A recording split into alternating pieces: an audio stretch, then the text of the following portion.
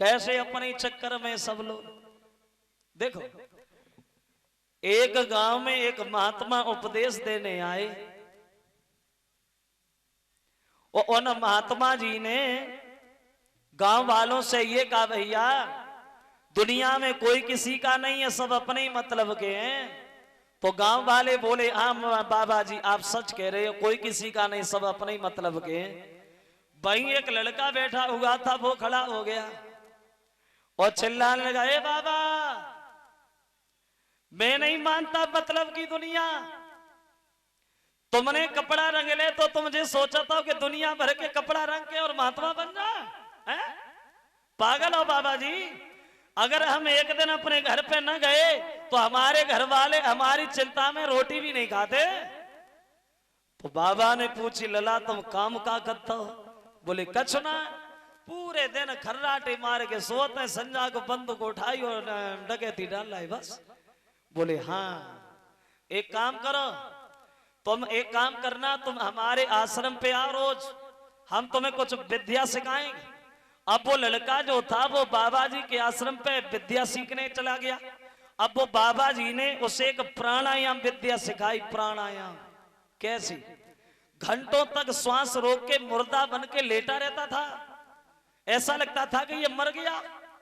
तो बाबा जी ने जब विद्या सिखाई, बच्चा विद्या सीख गया, तो उस लड़के से कहा कि अब तुम अपने घर जाओ, और अपने घर पे जाके तुम अपनी श्वास रोक के घरे गिर जाइयो, मत जाइयो, और तब जी देखियो कि तो दुनिया मतलब की है, तुम्हारे घर वाले तुम्हारे के रोते हैं और का चीज के रोते हैं, और हम बाद में आएंगे और तुम्हें जिंदा कर लेंगे।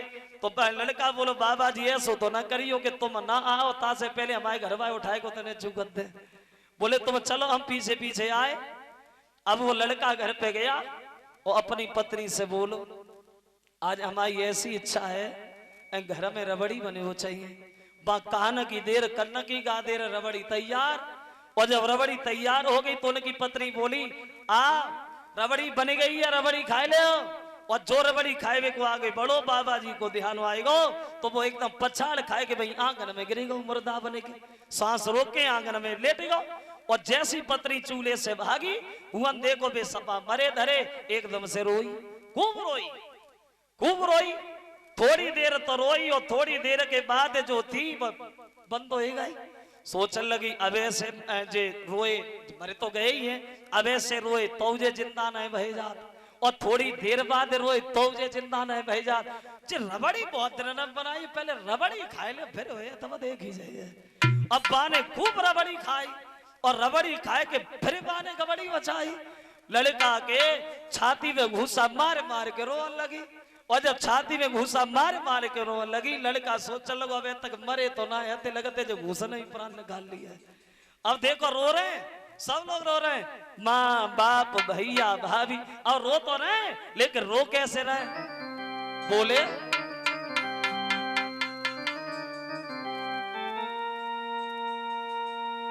मैया ने रोई के जवाब दया, और एक घर में तुम कमाते थे, और तेरे पीछे मेरे लाला सब बैठे बैठे खाते थे।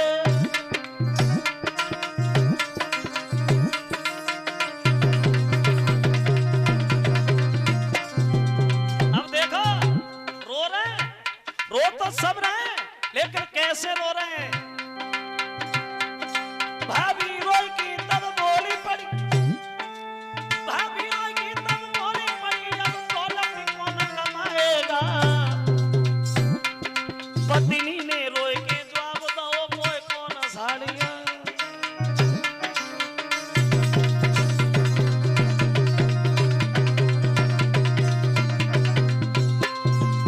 सब लोग रो रहे हैं लेकिन रो मतलब नहीं रहे। लड़का ने जो जब बात सुनी तो सोचने लगो, लगता था बाबा जी ठीक ही कहते थे, सब मतलब के, कोई मतलब अपने मतलब का नहीं, सब अपने मतलब में। और पूरे गांव में जब खबर फैल गई, गांव के लोग इकट्ठे भए और सब लोग बोले अब लड़का मरे तो गवई है, अब काय को जाए रखे हो, चला होता है बीमारी काटो। अब लड़का सोचने लगो अब बबुआ ना आया है, अब क्या करें?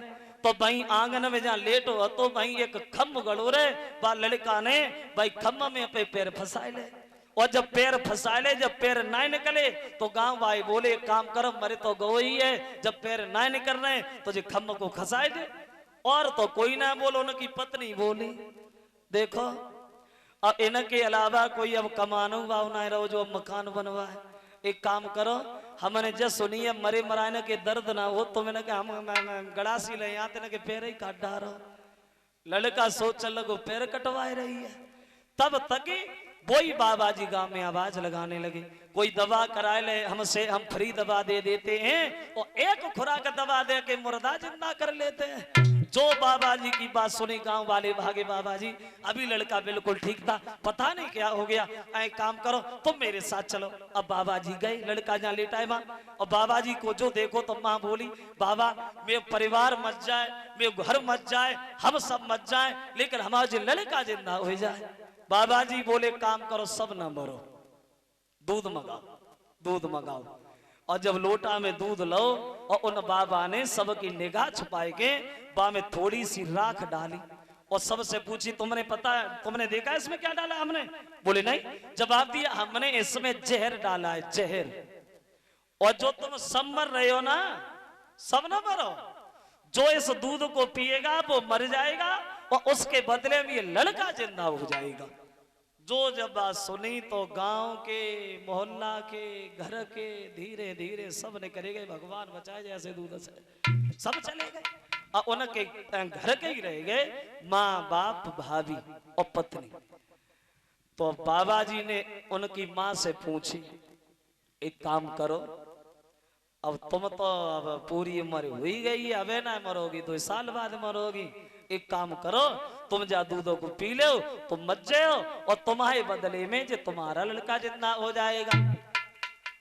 माँ बोली बाबा जी बात दूध पीवे की थोड़ी, हम दूध तो पी लेंगे, लेकिन चिंता जब बात की अगर हमने दूध पी लो हम मरे गए तो हमारे जा डुगरा को कोई तो रोटी दवाइया ना है, हम यही सोचेंगे हमारे तो 2 ही हते, हम मरेगा वो सब मरेगा, वो छोड़ो हम ना पिएंगे। यही बात बाप ने कही। फिर उनकी भाभी से पूछी तुमने बहुत दौलत खाई है, तुम पी जाओ, तुम मत जाओ, तुम्हारा ये देवर जिंदा हो जाएगा। भाभी हाथ नचाते हुई बोली हाँ हम पी ले, पिए बच जाको मरेगा वो सो, हम काय को पिए, हमारा तो तैयार है, हम नहीं पिएंगे, हटो लग। अब उनकी पत्नी आई, पत्नी से पूछी बेटी देखो तुम्हें तो पता है कि बिना पति के दुनिया में कोई नहीं किसी का होता है, अब तुम्हारा पति मर ही गया है, एक काम करो तुम दूध पी लो और तुम मर जाओगी और तुम्हारे बदले में तुम्हारा पति जिंदा हो जाएगा। बोली देखो बाबा जी, बोले हम ये पूछ रहे बेटी तुम्हें दूध पीना है नहीं पीना है? बोली देखो बाबा जी पागल है, अरे हमें ये बता दूध पीना नहीं पीना है? बोली देखो बाबा जी पागल है, अरे बोलना दूध पीना नहीं पीना है? बोली देखो बाबा जी दूध पीने की कोई बात नहीं, चुका ले हम सो पी जाए, लेकिन चिंता जब बात की है हमने दूध पियो और हम मरे गए और तब जे जिंदा भये तो ऐसे दूध पियन से फायदे का है, हम दूध ना पी हमारे तो चले, हम कहूँ तो देख ली हम दूध ना पिए। बाबा बोले अगर हम पी लें तो सोई गांव के बोले अगर बाबा तुम पी जाओ तो तुम्हारा कोई आगे पीछे ना, तुम यही जानियो तीर्थ करने गए, हम तुम्हारे नाम की मठिया बनवाए दे, तुम पी जाओ तुम बच जाओ। बाबा बोले उठो लला, लड़का उठ के खड़ा हो गया और जो लड़का उठ के खड़ा होगा माँ बाप भाभी भैया वे गोने माई तो जेठ ही ना छोड़े। लड़का बोलो हटलक और बोलो देख लिया दुनिया का सारा नजारा और ना हम किसी के ना कोई हमारा, ना हम किसी के ना कोई हमारा।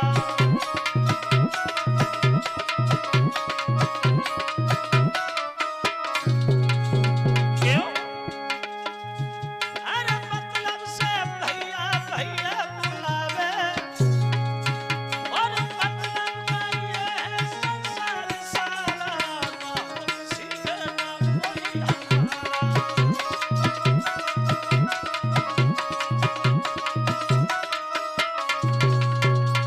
कहने का मतलब है हरिश्चंद्र ने जैसे तैसे